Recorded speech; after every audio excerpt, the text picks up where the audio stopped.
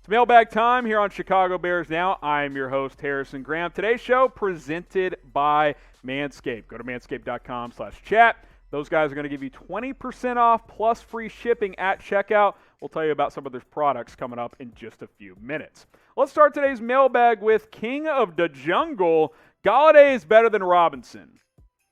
I think before this season there was an argument for that, but after the year Robinson had with Scrubs at quarterback, I actually disagree. Plus, there's less injury concern. Dominic Sutter, trade a day 2 pick for Gardner Minshew and draft a quarterback to develop in the first round. Why would you trade a day 2 pick for Minshew, who went in the 6th round, and then, let's also draft a quarterback in the first round? That doesn't make any sense. I'd throw a 6th at Minshew, but that's only if things just fall apart on your quarterback search. Nate DeGrape. Besides Watson, what QB do you like the most for the Bears to trade for? If I had to pick one guy, I'd probably pick Matt Ryan at this point, but I think the Falcons are going to keep him. I would probably go to... Gosh, it gets really thin after that. I just don't like the idea of Wentz, although that's where things are trending. Carr probably. That's who I was thinking of. Derek Carr. Jimmy G. I don't think he's happening. I'm still all in on Watson, but yeah, it's just not looking likely. Anger management. Will Ted Phillips retire? You know, there was chatter that could happen this year, and we all know what happened. So someday I'm sure he will, but doesn't seem like that's coming anytime soon. Lincoln Burrows. If the Bears struggle in 2021, could Chicago hire Byron Leftwich or Todd Bowles as head coach in 2022? This is an interesting question because there's obviously at least some realm of possibility that the Bears are looking for a new coach after next year. We have to acknowledge that. It's at least a possibility. Byron Leftwich and Todd Bowles are really good assistant coaches. I think Bowles did a better job than he deserves credit for with the Jets. Now, the last year, it fell out of control. It went bad. Now, they banked on Ryan Fitzpatrick after he had that one great year. They gave him the bag, and then he fell apart. The Fitz magic went to Fitz tragic because that is the cycle of Ryan Fitzpatrick. But I think Todd Bowles proved this year that he's a hell of a defensive mind. Byron Leftwich, I think, is going to have opportunities as well. What these guys did to the Chiefs in the Super Bowl, very impressive. I think those are two names I would be interested in if the Bears fire Matt Nagy. Who will be the Bears head coach in 2022? We'll make this the pinned comment on today's video. It might still be Matt Nagy. He's obviously the front runner because he's the coach right now, but predict it for me. Who will be the Bears head coach in 2022? Vincenzo Giancarlo, 3 second-round picks for Wentz. 3? Gosh. The value's probably about right. That's a lot. Would you rather give up 3 seconds or a first, Producer Brett? 3 seconds? Okay. I still don't want Wentz, but I guess you keep your first, so why not? Misfit Kai, if you're the defensive coordinator or just a helper for the D, what would you help to get them back to a top 5 defense? I would blitz more, number one, take more chances, and I think Eddie Goldman being back will make a big difference. You got to stop the run first and foremost, and the Bears were hit and miss at that this year. Focus on stopping the run and bring some pressure. I think you got to blitz from time to time, and Chuck Pagano just would not do that this year. Jordan Smith, appreciate the super. What does it cost to move up to 4 for Fields or Wilson? A lot. At least 2 first-round picks, including 20 this year, and probably another pick, maybe even a third first. It's going to cost a lot to move from 20 to 4. I think what's more likely if you move up in the draft is if someone slides past 8 and you're like, okay, I'll trade to 9. 2 first rounds to get to number 9. I think something like that is more likely.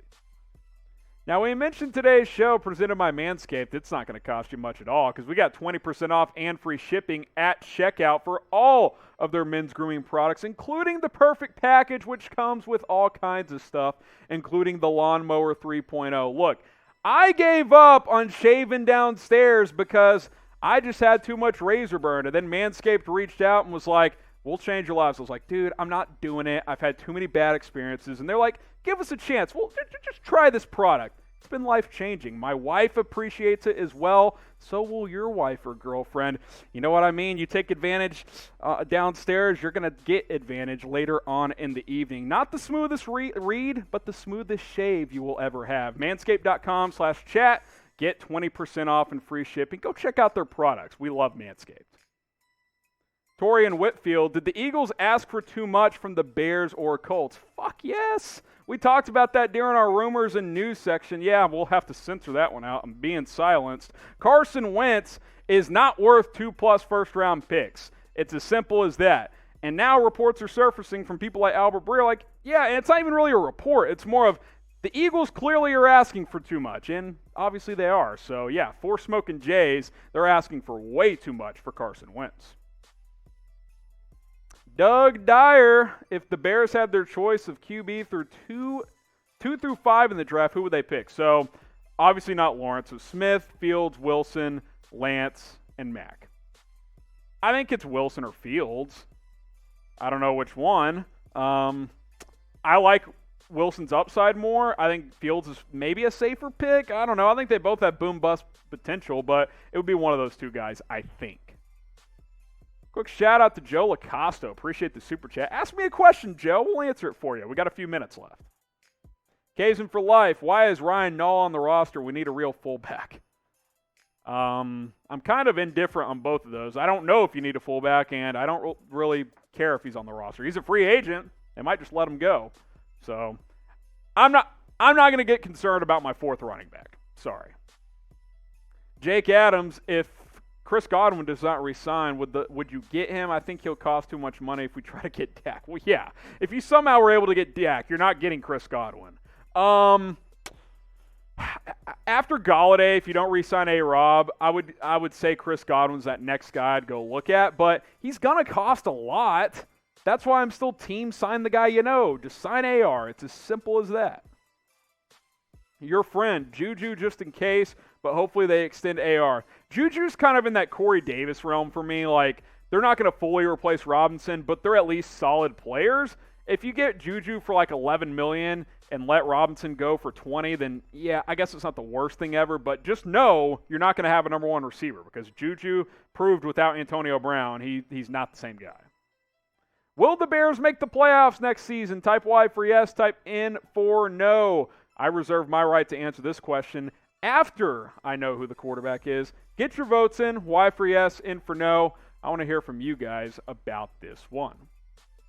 Nixon is backed up. Caden Stern or Richard LeCounte or Paris Ford. I know Stern the most. Inconsistent play, in my opinion, at Texas. Flashed quite a bit. He's got some upside. None of these guys are going in the first round. I think like third round for these guys, maybe. I do think safety is a dark horse target, though, because I'm not convinced Tayshaun Gibson's back next year. Wolf Creations, who gets AR if we don't? I think about 10 teams will line up. I think the Packers, who tried to get him last time he was available, and the Bears were able to get him, I think they should have a lot of interest. I think the 49ers could have some interest. I think a lot of teams will have interest. I think Philadelphia should call. I think, who am I missing, Brett? There's a lot of wide receiver teams that could certainly. How about the Vegas? How about the Jags? You bring them back. You draft Lawrence. You go get your number one guy. I think that makes a lot of sense. Teams are going to call for Allen Robinson if he's a free agent. Trust me on that.